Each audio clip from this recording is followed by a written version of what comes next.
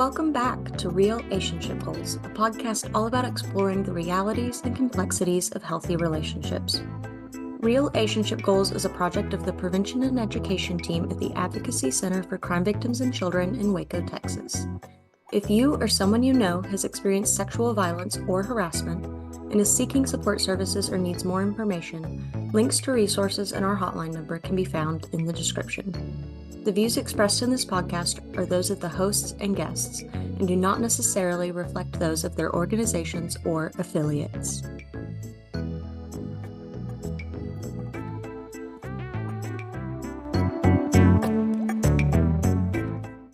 Hey everybody, welcome back to this week's episode of Real-ationship Goals. This is our last episode of this season. Thanks so much for joining us. I'm Kyla.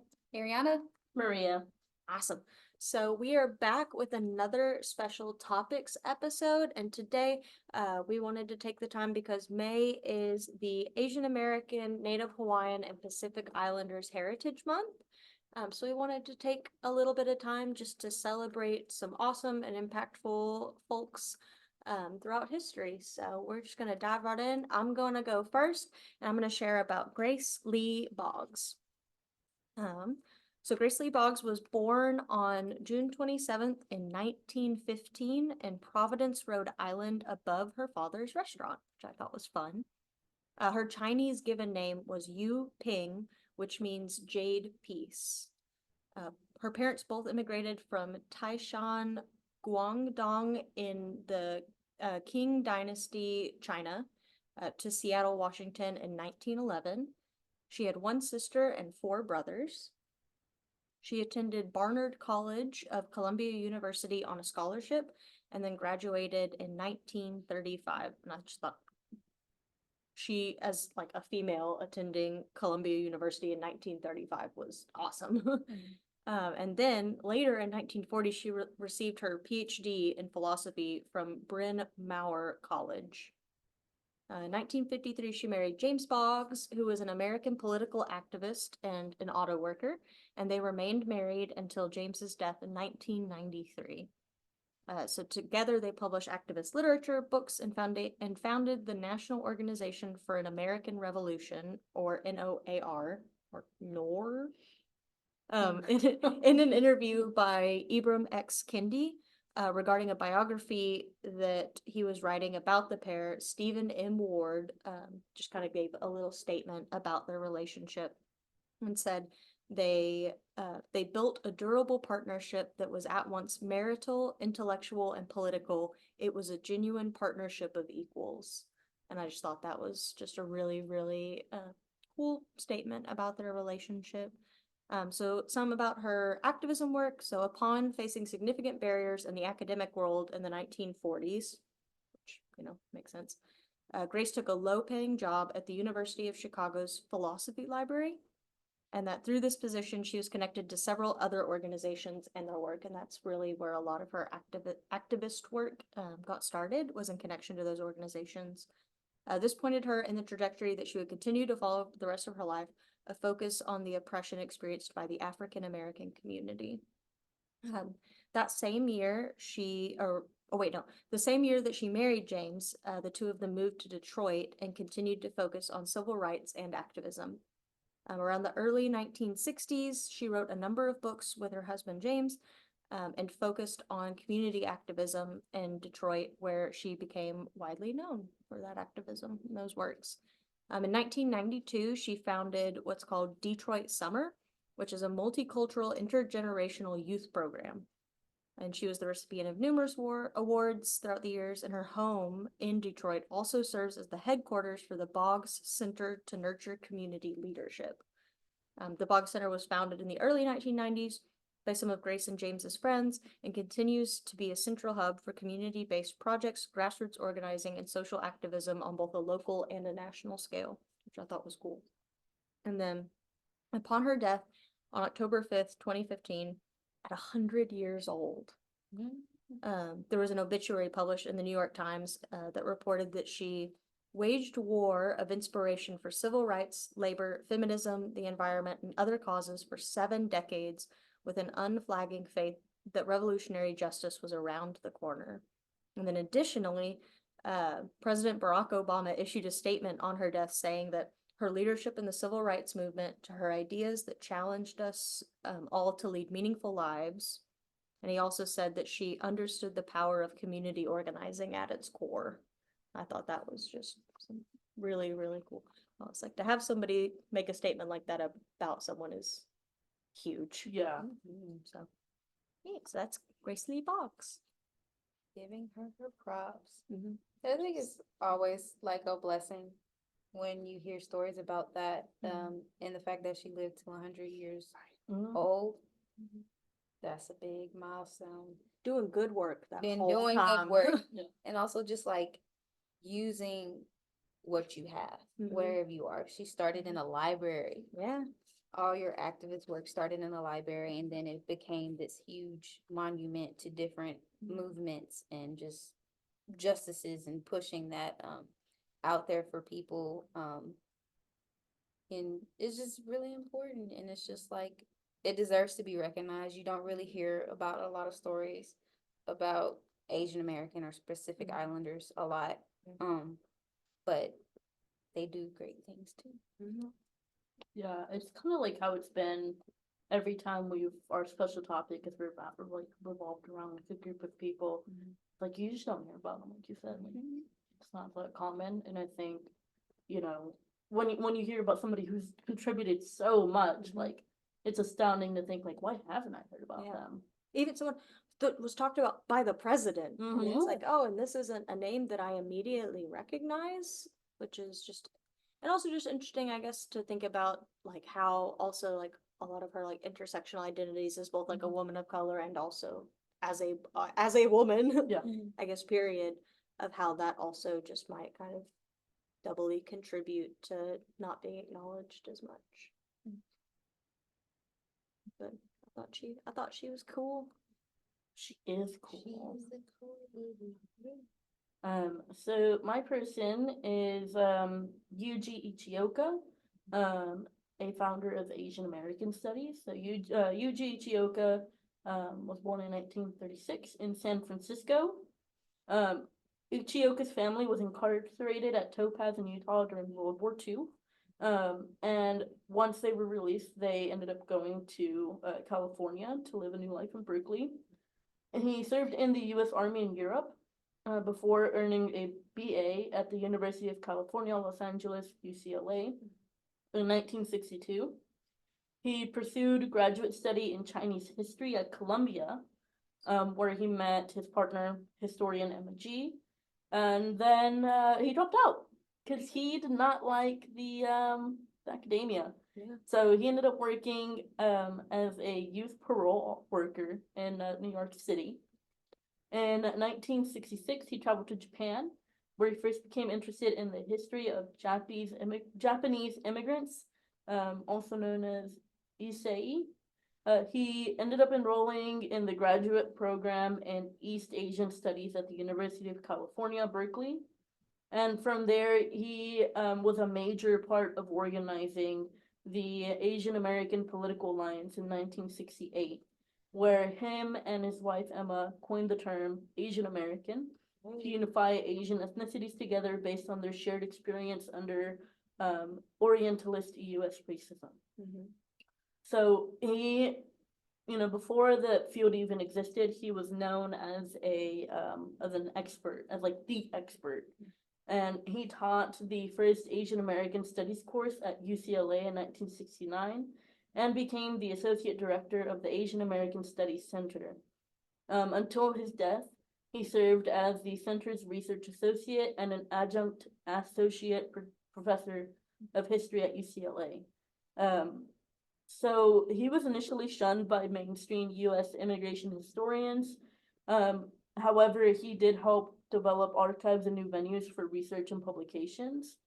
Of this, in 1988, he published a monograph called The Issei, The World of the First Generation Japanese Immigrants, and it offered the first substantive analysis of Ozawa versus United States, which was a Supreme Court ruling that established Issei as an alien ineligible for citizenship. And so his rediscovery of the case and kind of talking more about the case and what was going on with it, created a lot of like scholarly like talks about racially prescribed U.S. citizenship by critical race theorists and others. So even though he like focused mainly on like the pre-war period, he was the first to critically examine the importance and oppressiveness of the wartime Japanese American evacuation and resettlement study. And so with all of that, like he talked about like a lot of things that were called like kind of considered taboo, which was the stuff that was happening pre-war with Japanese and throughout World War II, that whole history with everything. And so everything he did from the very beginning to the end kind of embodies how the field started and like the extreme role that he took in making sure that this was something that was easily accessible for everyone else to learn about and understand. So Awesome. yes. I think it's so cool also to go from like dropping out initially to like building up an entire like avenue of academia is really cool. And Just him and the his wife. appreciation of like being so interested in the enrichment of your history and your culture and making sure that everybody else understands the history of your culture and making it more accessible to them is something to cherish as well. I thought it was really neat that once he learned more about his culture in Japan or like his family's history is when he was like, oh my gosh, like connecting the dots and everything like that.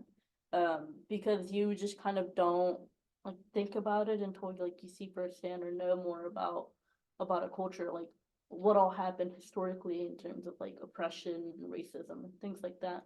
And I think the work that he's done has been like insurmountable, especially in most recent years when we were experiencing once again racism against Asian Americans due to several different factors and Pacific Islanders. So the work that he's done like was and continues to be something that's like huge.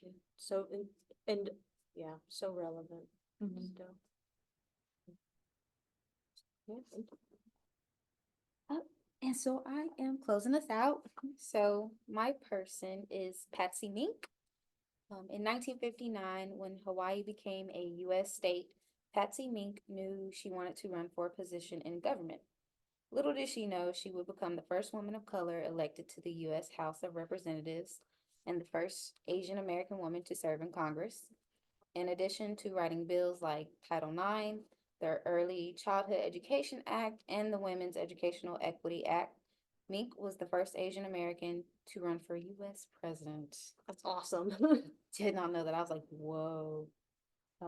But Patsy Matsusu Takimoto, hope I'm saying that correctly, was born on December 6, 1927 in Pai, Hawaii. One of two children, her father, Sumatsu Takimoto, was a civil engineer. When she was a junior high at Maui High School, she won her first election as class president. She graduated in 1944 as the valedictorian. After graduation, she went to attend Wilson College in Pennsylvania and the University of Nebraska, but transferred after facing racial discrimination. All students of color were not allowed to live in the same dorms as white students. In addition, Mink was diagnosed with a thyroid condition that needed surgery. She decided to move to Honolulu to finish her schooling at the University of Hawaii with hopes of becoming a doctor. At her new school, she became a member of the varsity debate team and was elected president of the Pre-Medicine Students Club. She graduated in 1948 with majors in zoology and chemistry. She applied to several medical schools after graduating, but none of her applications were accepted. Instead, Mink decided to apply to law school and was accepted at the University of Chicago Law School. While at the University of Chicago, she met John Mink playing the card game bridge at the International House. The two married and remained in Chicago. Patsy graduated from law school in 1951, but kept her job at the University of Chicago Law School Library. The next year, they moved to Hawaii after having their daughter, Gwendolyn. Gwendolyn would grow up to be an author and an advocate for women's issues. While in Hawaii, Patsy Mink registered for the bar exam to be able to practice law in the territory. Unfortunately, even after she passed, Mink was unable to find a job because of her interracial marriage. She decided to start her own practice instead and founded the Oahu Young Democrats in 1954. She became the first Japanese American woman to practice law in her home state of Hawaii. Mink also worked as a private attorney for the House of Representatives in that territory. When Hawaii became a state in 1959, Mink immediately began campaigning to be elected as a congresswoman. Although Mink's first attempt was unsuccessful, she returned to politics in 1962 when she won a seat in the Hawaii State Senate. She continued to campaign for a seat in the U.S. Congress even after the Democratic Party decided to support another candidate. In 1964, a second position was created in the U.S. House of Representatives with the help of her husband and several unpaid volunteers. Mink won a seat in the U.S. House of Representatives, making her the first Asian American woman to serve in Congress. As a congresswoman, Mink fought for gender and racial equality, affordable child care, bilingual education, and became a supporter of Title IX. She was one of the authors and sponsors of the Title IX law that stated that no person in the United States shall, on the basis of sex, be excluded from participation in, be denied the benefits of, or be subjugated to discrimination under any education program or activity receiving federal financial assistance. While she worked in Washington, D.C., she also traveled back to Hawaii every other week to make sure she was connected to the issues and concerns of Hawaiian people. She successfully served on many committees. I'm speaking too fast. So many committees while in Congress, including the Committee on Education and Labor, Committee on Interior and Insular Affairs, and the Budget Committee. Through these committees, she was able to voice the concerns of groups that were discriminated against. In 1974, she was able to pass the Women's Educational Equity Act to promote gender equality in schools. Recognized for her work, Mink was asked by the Oregon Democrats to run for United States President. With the support of their party, their focus on the anti-war movement attracted Mink, and she decided to run for president. Unfortunately, she only received 2% of the vote. After this, Mink remained active in politics and served as the president of the Americans for Democratic Action. She also served as Assistant Secretary of State for Oceans and International Environmental and Scientific Affairs. In 1990, Mink was reelected to Congress and served 6 terms in the House of Representatives. During this time, she also formed the Congressional Asian Pacific American Caucus. In August of 2002, Mink was hospitalized for pneumonia. A month later, Patsy Mink died in Honolulu, Hawaii. Due to the upcoming election, her name was still on the ballot in November. Even though she passed away a month before, she won the election by a landslide, but was replaced by Ed Case. After her death, the Title IX law was renamed the Patsy T. Mink Equal Opportunity in Education. Wow. I love her. I would have voted for her for president. Patsy Mink for president 2020, whatever it might be. Four. It's The this year. fact that she got it Yeah. after she passed, it's She like, is that trusted, and I think the coolest thing, I mean, there's so much cool stuff. I think the coolest thing was while she was in office, the traveling, like, being so intentional to continue to travel back every other week to ensure that she was informed of, like, the opinions of the people she was, like, the voice of, and to stay close to the issues and to be better informed. That's so cool. it's a lot of dedication. Yeah. That's the mark of like a truly great leader that like cares about its people though, is the intentionality and the, like you said, like the dedication to like know what's going on, because it's easy to quote unquote lead from a perspective that you know nothing about, you know. Which, like, oh, I have all this power. Now I'm just gonna do kind of like what I want or what I think is best. But she said, no, I'm gonna do what like What's in the For best the interest of my people. people. Yeah. very, very cool. Wow. I will name my next child Patsy May. Patsy me. No, very, very awesome. And I just, oh, I always love learning more about Title IX. That is something I just forever am happy to learn more about. And I just am now even more proud that she played such a large role in creating that. So that's very awesome. Thank you. Thank you. Yay. So I guess kind of moving on, I'm gonna kind of kick it back to you, Ariana, because you have our relationship goal for today. Yeah, so our relationship goal is take time to learn interesting facts about somebody from a different culture. It's always important to understand the different cultures that are around you, surrounding you at all times. And also might inspire you to do some of the same exact things that they did, or, you know, just a little motivation to just keep driving in whatever you're passionate about. So that's our relationship goal. Thank you. So and then Maria has our recommendation for today. Plant a plant. Yeah.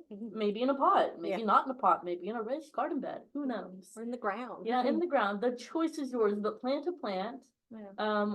You know, a couple, depending on where you're at, a couple different plants are like ripe to be planted right now. So make sure you check out your handy dandy farmer's almanac. And if you don't have one of those for some reason, who are you? No. Go to Google and see what's best for your area.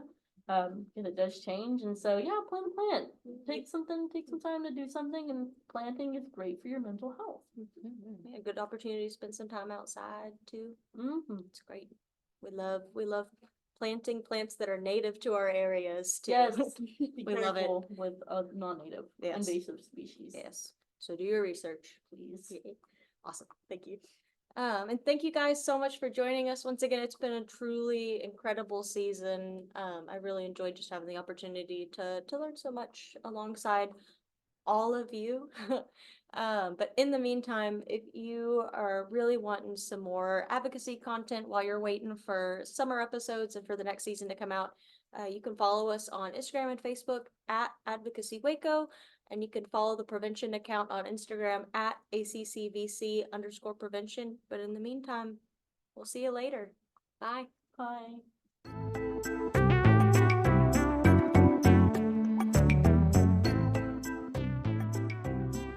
Thanks so much for tuning in to Real-ationship Goals. This episode was produced by the Prevention and Education Department of the Advocacy Center for Crime Victims and Children in Waco, Texas. Interested in more content from P&E or the Advocacy Center? You can follow us on Instagram at ACCVC_prevention or on Instagram and Facebook at Advocacy Waco. Be sure to like this episode and follow us wherever you get your podcasts. See you next time. Bye.